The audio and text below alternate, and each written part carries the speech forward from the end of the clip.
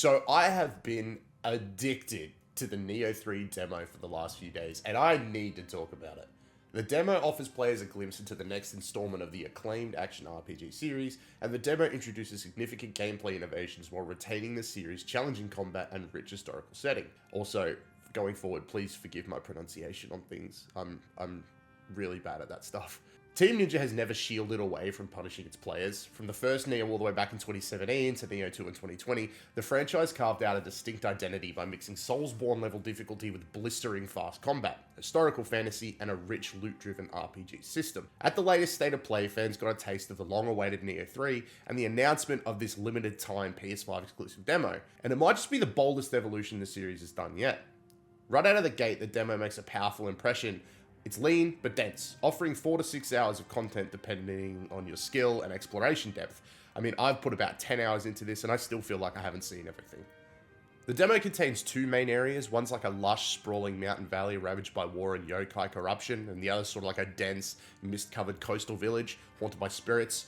The change to a semi-open world design is probably the most radical thing they've done. Breaking away from the mission-based structure of the first two games in favor of an open world makes it feel more organic and treacherous. Thematically, the demo positions Nioh 3 as a darker, more introspective game than its predecessors. This time around, the player character is a fully customizable avatar again. It's not the half yokai warrior like Nioh 2, but a mortal born under a rare celestial event called the Twilight Eclipse, allowing them to draw upon both ninja and samurai disciplines. What follows is a grueling struggle, not just against the monsters, but the ideological decay of feudal Japan, now infested with myths twisted into horror. And then there's the combat. It's faster, deeper, a bit more expressive. The two combat styles dominate the demo, the elegant precision of the samurai stances to the chaotic fluidity of the ninja mode.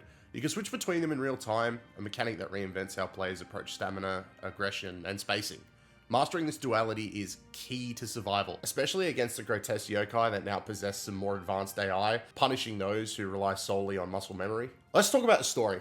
The Nioh series has always been loosely based around Japan's Sengoku period, mixing historical figures like Oda Nobunaga and Tokugawa Ieyasu with legendary beasts, vengeful ghosts, and spiritual warfare. Nioh 3 pushes this concept further by opening in an alternate timeline where the boundary between the human world and the yokai realm is crumbling entirely, not just leaking energy, but like bleeding it. The demo introduces a bleak new faction known as the Kagemusha, shadow warriors who've discovered a way to harness the yokai corruption into like a pseudo-divine power. As the player character born during the rare Twilight Eclipse, you're being hunted, not for who you are, but for what you represent. A potential vessel of balance or complete destruction. The opening of the demo reminds me of Breath of the Wild in more than a few ways, slowly teaching you the mechanics little by little in a familiar linear area before opening up the world and allowing you to pick your own path. But not blindly, making sure to drop some breadcrumbs for you to follow or to ignore. The first area of the demo is a breathtaking descent into the chaos as war has wrought. What feels like a sacred mountain path used by monks to commune with nature, it's now a battleground infested with scorched earth, collapsed shrines, and twisted soldiers that pounce on you without warning. The second area, the Kurahama village, paints a quieter horror. Here the influence of yokai is more psychological. You arrive under a blood moon and there are few villagers left to speak in riddles. Unsure whether they are alive or dead or dreaming. Spirits flicker in mirrors, flames don't give off heat. The audio design here deserves special mention. Subtle chants and reversed ambient noises build a dread that's more Silent Hill than traditional Souls-like. Departing from the linear levels of its predecessor, Nioh 3 introduces an expansive open world environment. Players can explore vast areas filled with side quests, hidden collectibles, and challenging enemies. The world design encourages exploration, with audio cues like the jingling of a friendly yokai guiding players to secrets. This shift enhances immersion and offers a fresh experience for series veterans. The game's new region-based exploration system merges the tight design of Team Ninja's levels with the freedom of From Software's Sekiro-style vertical zones. This approach brings Nioh 3 closer to an immersive RPG while preserving the bite-sized mastery of mission-based design. If I had one criticism when it comes to exploration, it's that the map could really use the ability to allow us to place multiple markers to track multiple objectives. That would be really nice. And the compass in the top right-hand corner is just bad. It feels effectively useless and just requires a massive overhaul in my opinion. I mean, look at it. You can't see anything. You just see where you've come from and where you might go, but there's like nothing on there to indicate where you're heading, what's ahead, what really is behind. It's just kind of bad. Alright, so let's talk about the new sort of controversial feature in Nioh 3. It's the ability to switch between the two distinct combat styles, Samurai and Ninja. The Samurai style offers a deliberate pace, utilizing the key pulse mechanic for stamina management, In contrast, the ninja style emphasizes speed and agility, featuring fast weapons like claws and the new mist mechanic for evasive maneuvers. This dynamic allows players to adapt their approach in real time, adding depth to combat strategies, and you'll need to learn the best way to utilize this mechanic, as failure to do so will lead to death again and again and again.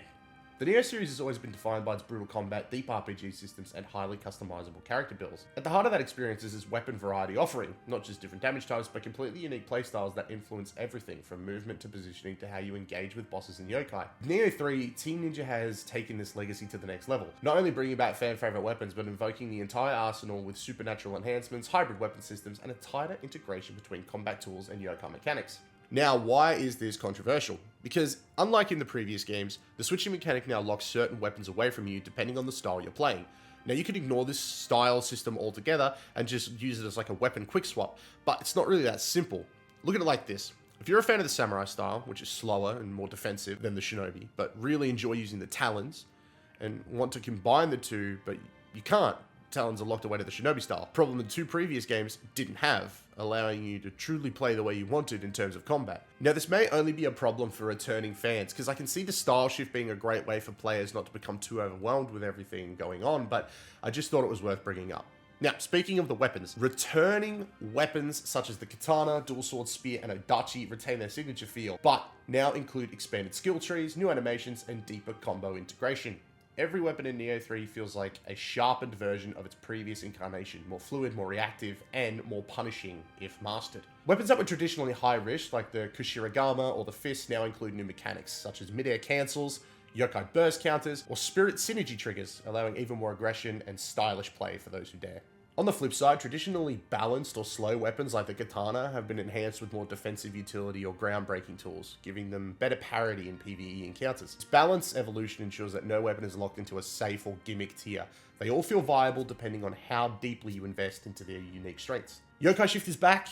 This allows players to temporarily transform into a powerful yokai form, channeling the supernatural power of their guardian spirit. Spiritual successor to Nioh 2's version of the same mechanic, but in Nioh 3, it kind of feels a little bit more refined, customizable, and strategically integrated into most aspects of combat. Yokai Shift isn't just a flashy power-up though, it's a system that intertwines your offensive, defensive mobility, and build identity into one high-risk, high-reward mode. Soul Cores have made a return, the fragments of yokai essence that drop from defeated enemies. When purified and equipped, they allow you to harness yokai abilities, giving your character access to devastating supernatural attacks drawn from the very demons that you slay. Introduced in Nioh 2, Soul Cores return in Nioh 3 with major upgrades or downgrades depending on if you think the changes made here are good ones, but they do feel like they made them more customizable, impactful, and central to your combat build, which is quite nice. Boss battles in Nioh 3 are no longer just brutal tests of reflex, they're kind of psychological, reactive, and punishing in ways both fair and terrifying. Each of the 5 major bosses in the demo bring unique mechanics and adaptive AI that evolve based on your style, gear, and decision-making habits. You'll learn something new from each encounter, and enjoy the constant repetition that comes from defeat. As like many Souls games, the bosses aren't unfair, every death is your fault, and a learning opportunity. You don't get mad, you get even. You will die, you will suffer, you will learn, and you will enjoy it. What Nioh 3 demonstrates in this ambitious, packed demo is that Team Ninja has not only iterated on the franchise, they've evolved it. Each layer of combat is deeper, each system interlocks, every moment asks more of the player, and then rewards them tenfold. It learned from Sekiro, Elden Ring, and Souls, but also from its own heritage. It layers mechanics upon mechanics without ever feeling bloated.